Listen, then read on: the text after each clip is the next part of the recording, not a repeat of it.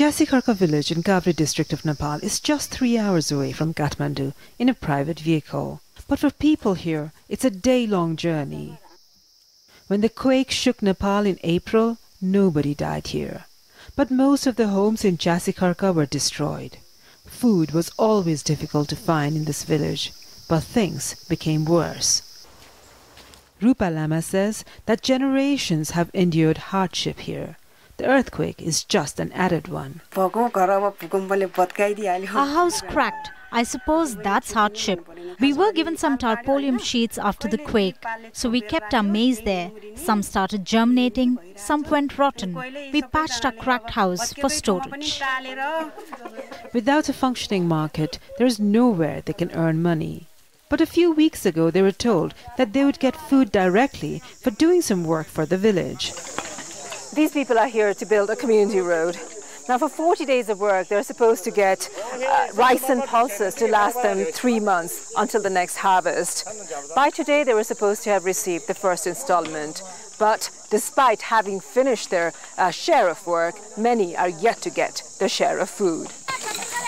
The work is under the UN's World Food Programme. The organization has not been able to deliver 260 metric tons of food just in Kavre district, and that's because of a fuel crisis in the country. The food is in this warehouse for the Kavre district. We were completely on track to distribute it before the major national festival that is starting now, but because our transporters have not one single drop of diesel left, we have distributed only 40%.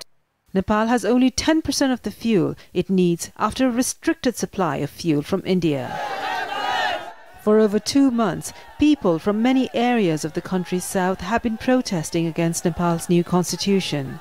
India, also unhappy with the charter, says that the deteriorating security situation at the border has stopped Indian truck drivers from delivering food and other essentials. Many of the mountainous areas above 2,000 meters will soon be cut off with snow blocking the trails. Many quake victims in these areas are living under tarpaulin sheets and corrugated iron shelters. To survive the winter, they would need more than just extra food.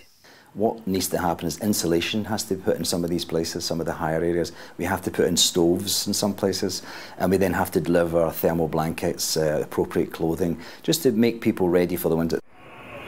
But fuel for helicopters are also running low, and as the country struggles with crisis after crisis, the plight of survivors of the quake has become worse. Subina, Shrestha, Jazeera, Kavre.